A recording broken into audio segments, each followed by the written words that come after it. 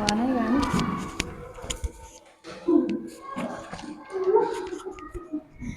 Bismillahirrahmanirrahim. Assalamualaikum warahmatullahi wabarakatuh.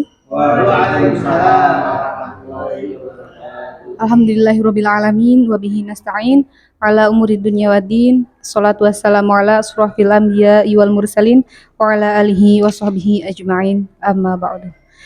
Kepada Kepala Sekolah SD Negeri 2 Pandansari yang saya hormati, Bapak Ibu Guru beserta karyawan SD Negeri 2 Pandansari yang saya hormati, pertama-tama marilah kita panjatkan puji syukur kehadirat Allah Subhanahu wa taala yang telah memberikan banyak sekali kenikmatan sehingga kita dapat berjumpa dalam acara di siang hari ini tanpa ada halangan suatu apapun. Sholawat serta salam semoga tercurahkan kepada junjungan kita Nabi Agung Muhammad Sallallahu Alaihi Wasallam yang kita nantikan syafaatnya di yaumil akhir, dan semoga kita termasuk golongan orang-orang yang mendapatkan syafaatnya. Amin amin ya rabbal alamin. Bapak Ibu yang saya hormati, saya di sini selaku pembawa acara akan membacakan susunan acara di siang hari ini. Acara yang pertama pembukaan, acara yang kedua sambutan dari Kepala Sekolah SD Negeri 2 Pandansari, acara yang ketiga penyampaian singkat diseminasi, acara yang keempat tanggapan, masukan, dan saran dari peserta diseminasi. Acara yang kelima, penutup. Bapak Ibu yang saya hormati, marilah kita buka acara yang pertama, yakni pembukaan dengan bacaan basmalah bersama-sama. Bismillahirrahmanirrahim. Dilanjutkan acara yang kedua, yakni sambutan dari Kepala Sekolah oleh Bapak Kidam. Kepadanya kami persilakan.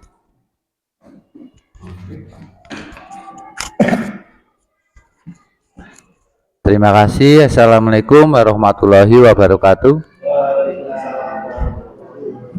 Bapak Ibu Guru SD Negeri 2 Pandansari yang saya hormati, dan lebih khusus lagi Pak Yulfikar Afan yang saya hormati juga, yang pada pagi hari ini, maksud saya pada siang hari ini nanti insya Allah akan memaparkan terkait diseminasi PPKG PJOK.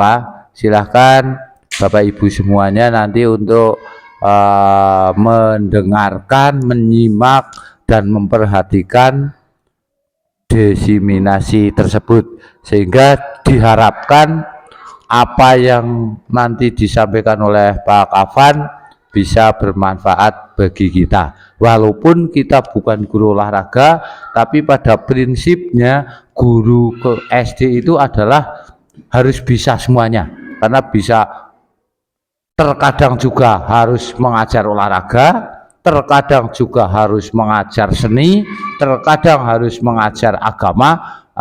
Maka guru SD itu ya memang idealnya apa-apa bisa, walaupun bisanya ya tidak secara mendalam, termasuk di dalamnya terkait dengan olahraga, begitu. Nah, Bapak Ibu semua, pada siang hari ini biasanya pertemuan kita itu biasanya ini sudah biasa kita lakukan, tetapi dalam kombel ini khusus. Kalau kombel yang lalu-lalu itu kan kita membahas terkait dengan kesulitan-kesulitan yang ada atau yang dialami oleh guru kelas. Nah, sekarang kebetulan ada acara spesial yang akan disampaikan oleh Pak Afan nanti di kombel kita. Tidak apa-apa kalau nanti ada narasumber dari mana lagi mau mengisi kombel kita pun, kita prinsipnya adalah terbuka untuk semua ilmu pengetahuan. Gitu. Kiranya itu tidak bijaksana kalau terlalu banyak sambutan, nanti malah substansi dan isinya jadi gerembyang. Kurang dan lebihnya saya mohon maaf, dan waktu sepenuhnya saya serahkan kepada Pak Afan, tentu saja melalui pembawa acaranya. Silakan. Terima kasih. Wassalamualaikum warahmatullahi wabarakatuh.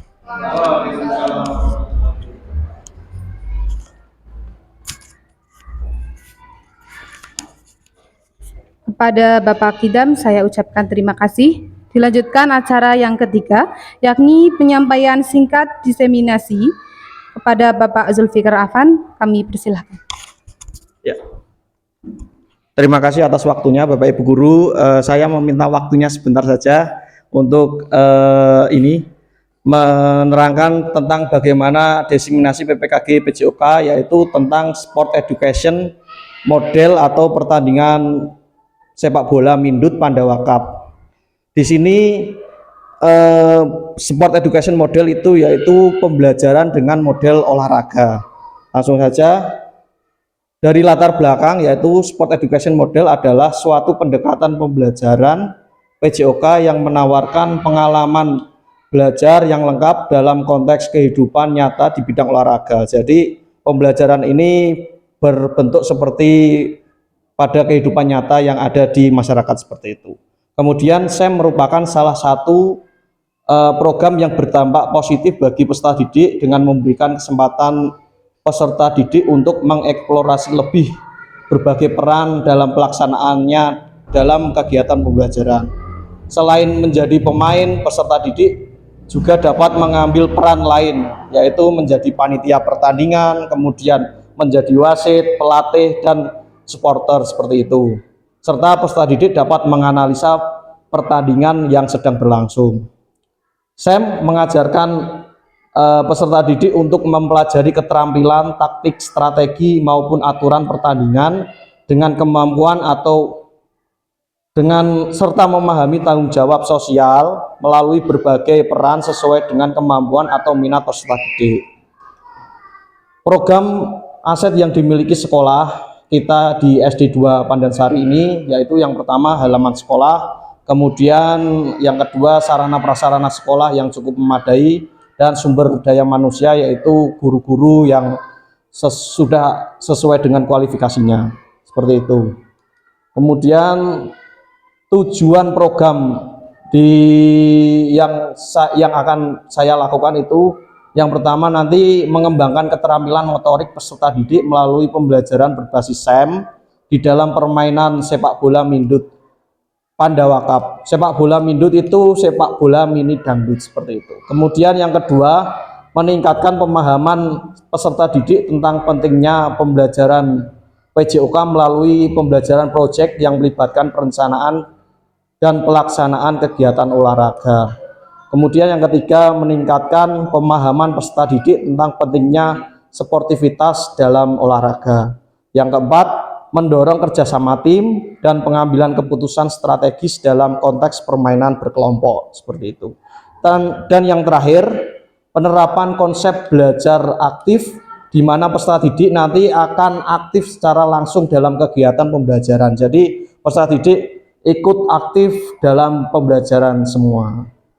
Untuk selanjutnya, produk utama dalam hal ini yaitu menyelenggarakan kegiatan pembelajaran berbasis sport education model dengan mengadakan turnamen sepak bola Mindut Pandawa Cup yang diikuti nanti kelas 1 sampai kelas 6 di SDN 2 Pandansari Wanayasa Banjarnegara. Kemudian capaian langkah-langkah dan hasil yang diharapkan di tiap tujuan. Capaian pembelajaran berbasis proyek ini nanti yaitu capaiannya yaitu pemahaman tentang aturan permainan sepak bola, kemudian pengembangan keterampilan individu, yang ketiga sportivitas dan kerjasama tim, yang keempat pemilihan peran dalam tahap afiliasi. Jadi ada yang jadi seperti tadi yang disampaikan, ada yang jadi wasit, kemudian panitia pertandingan, kemudian pemain dan supporter. Itu pun bisa berotasi, jadi saling tukar peran seperti itu.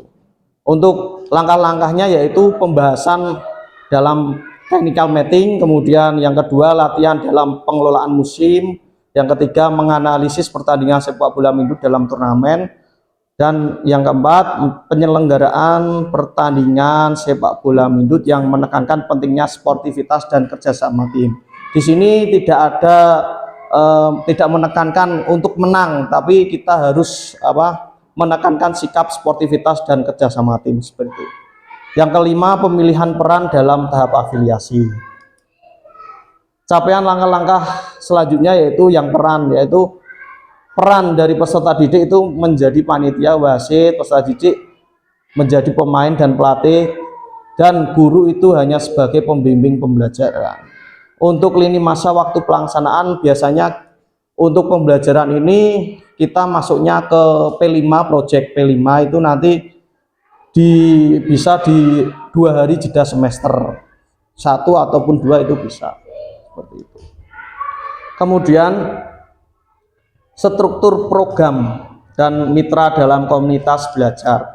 Program pembelajaran berbasis proyek ini nanti dilakukan di pembelajaran P5, penguatan profil pelajar Pancasila, yang dilakukan peserta didik kelas 1 dan sampai kelas 6 Pandansari yang terafiliasi sebagai mata pelajaran utama yaitu PJOK. Kemudian didukung mata pelajaran pendukung seperti mata pelajaran matematika, mata pelajaran bahasa Indonesia, dan pendidikan Pancasila. Pembelajaran proyek ini berkolaborasi dengan guru kelas sebagai wali kelas, yaitu wali kelas 1 sampai kelas 6. Agar kegiatan pembelajaran ini bisa berjalan dengan efektif, nanti berjalan dengan efektif, lancar, dan tidak ada halangan seperti itu. Untuk kapasitas kelas atau sekolah, kapasitas yang dimiliki kelas di SDN 2 Pandansari yaitu sekolah mempunyai kepala sekolah, guru, dan tenaga kependidikan yang profesional dengan sesuai dengan kualifikasinya. Kemudian akademinya berjumlah 10 orang. Peserta didik di SD 2 Pandansari ini berjumlah 70 siswa. Sekolah SD 2 Pandansari memiliki 1 halaman yang cukup luas, dan SD 2 Pandansari ini memiliki sarana prasarana yang cukup memadai.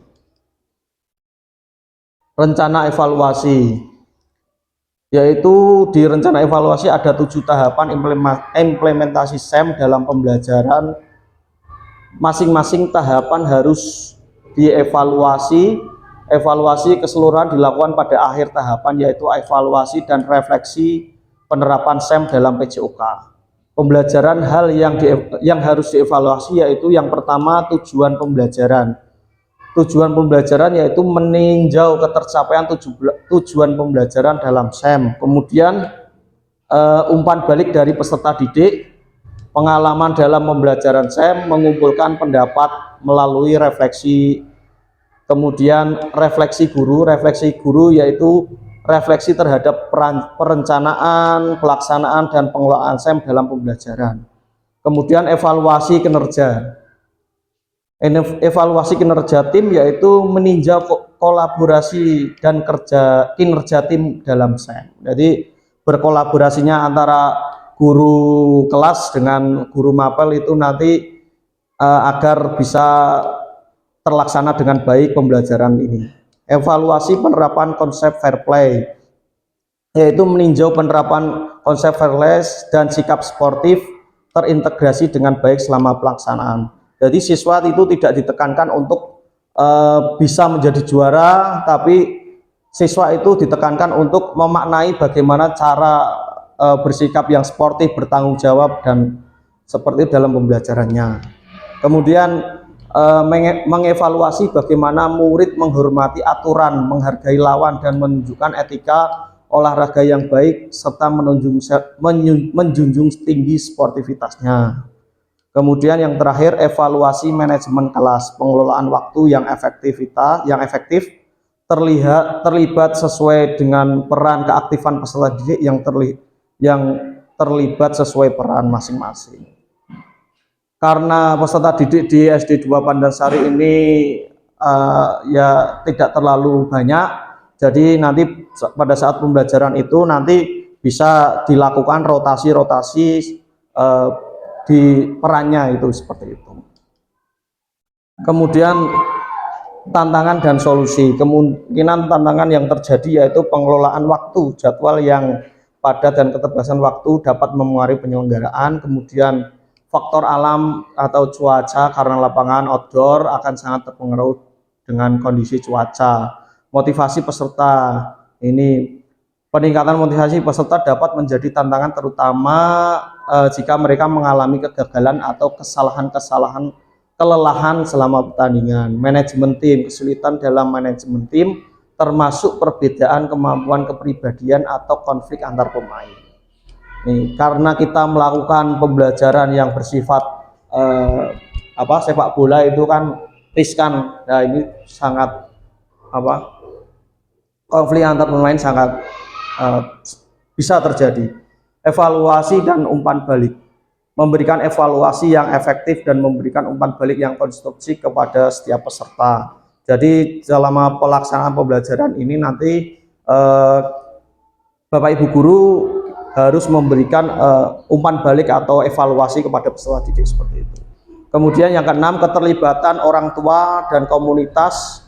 Kurangnya dukungan atau kelibatan orang tua komunitas dapat mempengaruhi motivasi dan dukungan peserta.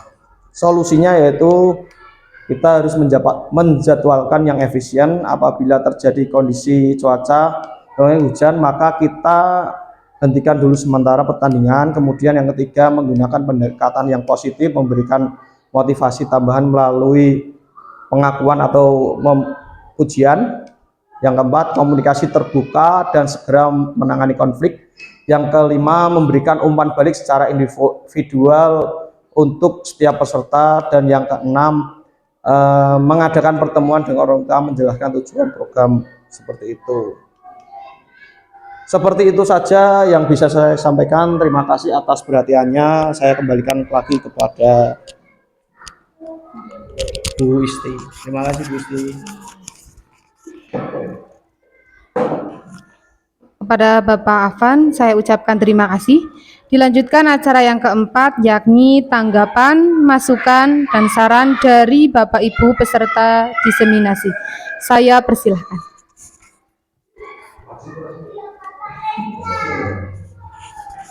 Kasih masukan, Pak. Tolong. Monggo.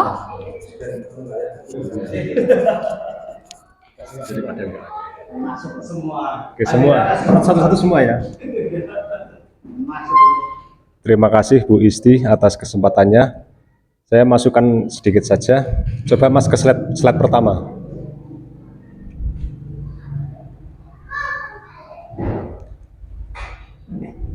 Nah, mungkin di sini Mas Afan menjelaskan diseminasi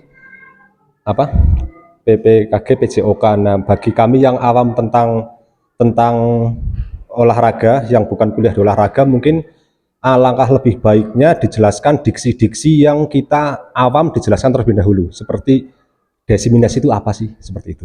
Nah, oke, selanjutnya slide berikutnya dan seterusnya.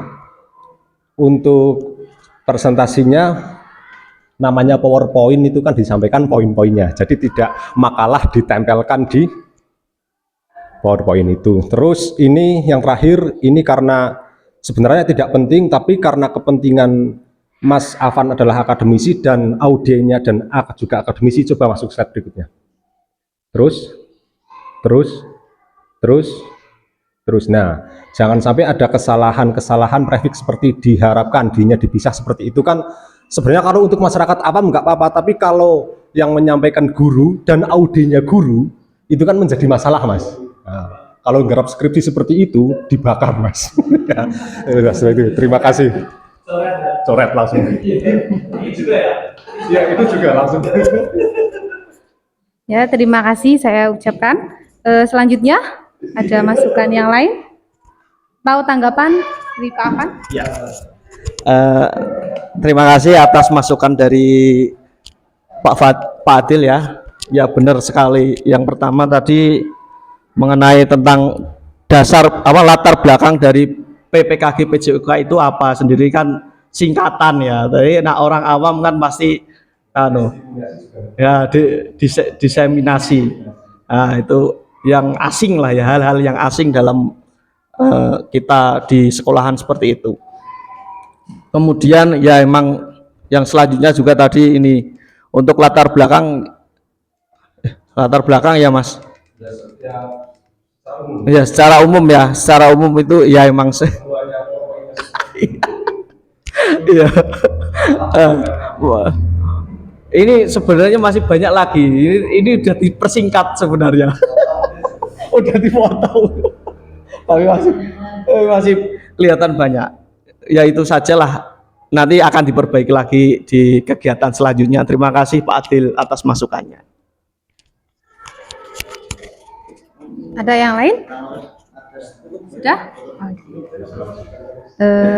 Dilanjutkan acara yang terakhir yakni penutup. Saya selaku pembawa acara, dalam membawakan acara pasti banyak kesalahan. Jadi mohon dimaafkan ya Bapak Ibu. Dari saya, wassalamualaikum warahmatullahi wabarakatuh. Waalaikumsalam warahmatullahi wabarakatuh. Cukup.